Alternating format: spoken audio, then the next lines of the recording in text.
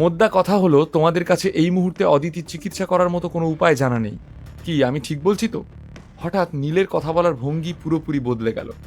তাহলে যে ব্যাপারে তোমাদের কোনো ধারণাই নেই, সেই সব ব্যাপারে নিজেদের নাক গলিয়ে ফালতু কথা না বললেই কি নয়? ঠিক সেই সময় কুণাল প্রচণ্ড গম্ভীরভাবে বলে উঠল, নীল একদম ঠিক কথা বলেছে। যদি তোমাদের মধ্যে কেউ আর কোনো রকম বাগড়া দেওয়ার চেষ্টা করে, আমি তাকে তুলে সোজা এই নদীতে ফেলে দেব।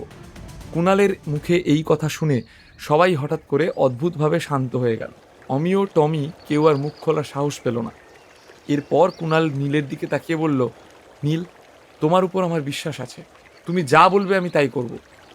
তুমি শুধু আমার অদিতিকে বাঁচাও। আমি তোমার পায়ে পড়ছি। আরে কি করছো? কিচ্ছু হবে না অদিতি। তুমি এক্ষুনি যাও আর দুটো বড় দেখে মাছ নিয়ে এসো। সকাল থেকে কয়েকজন নদীর ধারে মাছ ধরতে বসেছে। এতক্ষণে ওরা অন্তত দুটো মাছ তো ধরেই ফেলেছে, বিনয়ের সাথে বলল নীল। যখন থেকে অদিতি জ্ঞান হারিয়েছিল তখন থেকে কুণাল অদিতির হাত ধরে মাটিতেই বসেছিল, কিন্তু নীলের কথা মতো সে ছুটে চলে গেল মাছ আনতে। এদিকে নীল মাটির থেকে তুলে নিজের কোলের উপর শোয়ালো অদিতিকে। তারপর নিজের হাত দিয়ে অদিতির তলপেটে চাপ দিল নীল। এরপর নিজের তর্জনী আর মধ্যমা দিয়ে অদিতির শরীরের কয়েকটা আকু পয়েন্টসের উপর চেপে ধরল সে। এই দৃশ্য দেখে উপস্থিত লোকজনের খুব একটা ভালো লাগছিল না। তারা নিজেদের মধ্যে কিছু বলাবলি করতে চাইছিল, কিন্তু কুণালের ভয়ে মুখ খুলতে পারল না। কুণাল সেখান থেকে চলে যাওয়ার পর আদ্রিতা নীলের সামনে এসে দাঁড়ালো। নীল, তোমাকে কাউকে কিছু দেখাতেও হবে না, আর কারো সামনে কিছু প্রমাণ করতেও হবে না। অদিতিকে ছেড়ে দাও আর এক্ষুনি মিস্টার কুণালের কাছে ক্ষমা চেয়ে নাও। ভয়ে ভয়ে বলল আদ্রিতা। আসলে কোনো অজানা কারণে আদ্রিতা যখন নীলের কোলে অদিতিকে শুয়ে থাকতে দেখলো, তখন সে একটু দুঃখ পেল। তুমি এত চিন্তা করো না বাবু, আমি খুব ভালো করে জানি যে আমি কি করছি। নীল আদ্রিতাকে আশ্বস্ত করল। আচ্ছা তাই? তুমি জানো যে তুমি কি করছো? কি জানো তুমি? তুমি কি রোগের চিকিৎসা করতে জানো? লোকেদের প্রাণ বাঁচাতে জানো? খানিক চটে গিয়েছিল আদ্রিতা। তারপর আফসোস করে বলল, নীল, তুমি কেন বুঝতে চাইছো না যে সেন পরিবার এই মুহূর্তে লাহা পরিবারের সঙ্গে কোনো গন্ডগোল বাঁধাতে পারবে না? তোমার জন্য আমাদের সবার 12টা বাজবে, আর তারপর আমার বাড়ির লোক তোমায় কথা শোনাবে। নীল এমন ভাব করলো যেন সে আদ্রিতার কথাগুলো শুনতেই পায়নি। তার পুরো মনোযোগ এই মুহূর্তে অদিতির উপর ছিল। ওর মনে কোনো পাপ ছিল না। এখন অদিতির জীবন বাঁচানোই ওর একমাত্র লক্ষ্য। এরপর নীল নিজের হাত দিয়ে অদিতির আকু পয়েন্টসগুলো চেপে ধরে সে অদিতির হার্টবিট সচল রাখার চেষ্টা করতে থাকলো। এই দৃশ্য দেখে সবাই ছিছি করে উঠল, যেন নীল জেনে বুঝে এসব নোংরামি করছে। সবার সামনেই চিকিৎসার বাহানায় অদিতিকে নিয়ে ফুর্তি করছে। বয়স্ক লোকজন এইসব দৃশ্য দেখে সহ্য করতে পারল না। এমন সময় কুণাল নিজের হাতে একটা বড় প্লাস্টিকের গামলা নিয়ে ঘটনাস্থলে পৌঁছালো। সেই গামলার মধ্যে 3 থেকে 4টে বড় বড় মাছ রাখা ছিল। এদিকে এসব দেখে আদ্রিতা ভীষণ ঘাবড়ে গেল। সে কুণালের দিকে এগিয়ে এসে অনুরোধ করল, নীলের কথায় ভরসা করবেন না, ও আপনার স্ত্রীকে বাঁচাতে পারবে না। আপনি দয়া করে যত তাড়াতাড়ি সম্ভব অদিতিকে কোনো হসপিটালে ভর্তি করার ব্যবস্থা করুন।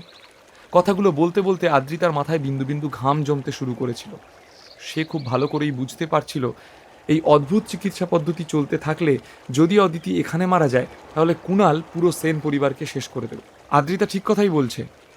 আমি ডাক্তার হয়েও এইভাবে কারোর চিকিৎসা করতে দেখিনি। কে জানে এই বেকার ঘর জামাই কোথা থেকে এসব শিখে এসেছে। নয়ন নিজের গলা তোলার চেষ্টা করল। অমিও বেশ ঘৃণার দৃষ্টিতে নীলের দিকে তাকিয়ে বলল, কুণাল, তুমি কেন বুঝতে চাইছো না যে ও সেন পরিবারের একটা অপদার্থ ঘর জামাই, যে নিজের জীবনে কিছু করতে পারলো না?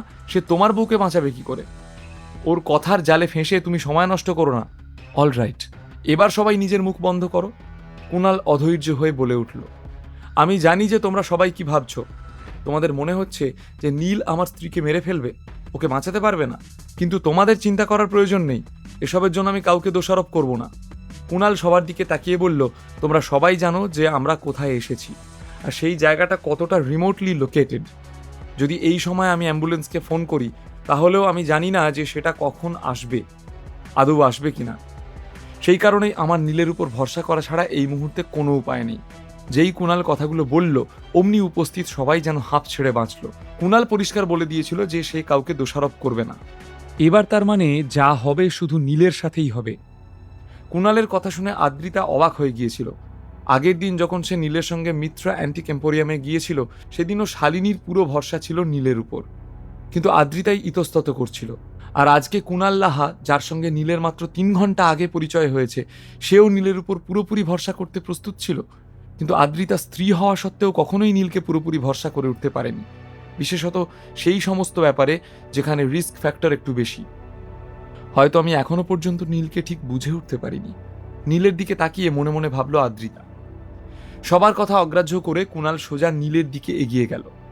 নীল, আমরা এই মাছগুলো নিয়ে এখন কি করব? এগুলো কি অদিতিকে সরাসরি খাইয়ে দেব নাকি অন্য কিছু করতে হবে? অদিতির সারা শরীর কাঁপছিল, তাই জন্য নীল শক্ত করে অদিতির দুটো কাঁধ ধরে রেখেছিল, যাতে অদিতি নীলের কোল থেকে পড়ে না যায়। মাছ দিয়ে আমরা কিছু করব না, আমাদের মাছের তেলটা দরকার, কিন্তু সেই তেলটা সরাসরি ওকে খাওয়ানো যাবে না। আমাকে তেলটা সঠিক অনুপাতে ব্যবহার করে একটা ওষুধ বানাতে হবে, শান্ত গলায় বলল নীল। তুমি ওষুধ বানাতে পারবে? তুমি কি ওষুধ বানাতে শিখেছ? অবাক হয়ে জিজ্ঞেস করল কুণাল। নীলের এই ওষুধ বানানোর গুপ্ত প্রতিভার কথা শুনে সবাই বেশ চমকে উঠল। পরক্ষণেই সবাই নীলকে নিয়ে ঠাট্টা করতে লাগলো। বাহ, এখানে তো সার্কাস চলছে দেখছি। বাঘের সঙ্গে লড়াই করছে, শুয়োর ধরে আনছে, ওষুধ বানাচ্ছে, আর কি পারো ভাই তুমি? ও যে নিজেকে কি ভাবছে কে জানে, একদিন দেখবো ঘুম থেকে উঠে বলবে আমি ভগবান। সবাই নীলকে নিয়ে মজা করলেও নীল তাদের কোনো উত্তর দিল না। শুধুমাত্র অবন্তিকা মনোযোগ দিয়ে শুনছিল নীলের কথা। ও জানে নীলের অনেক প্রতিভা রয়েছে, এখানে কেউ বিশ্বাস না করলেও অবন্তিকার কাছে প্রমাণ রয়েছে। আরে নীল, তুমি অপদার্থ থেকে অ্যালকেমিস্ট কবে হয়ে গেলে?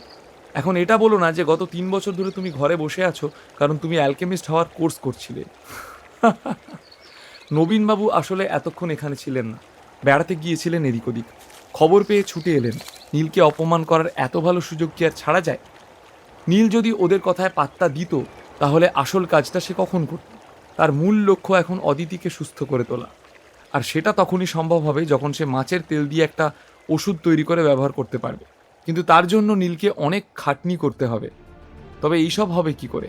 আর মাছের তেল বের করা কি এতই সহজ? নীল কিছুই বুঝে উঠতে পারছিল না।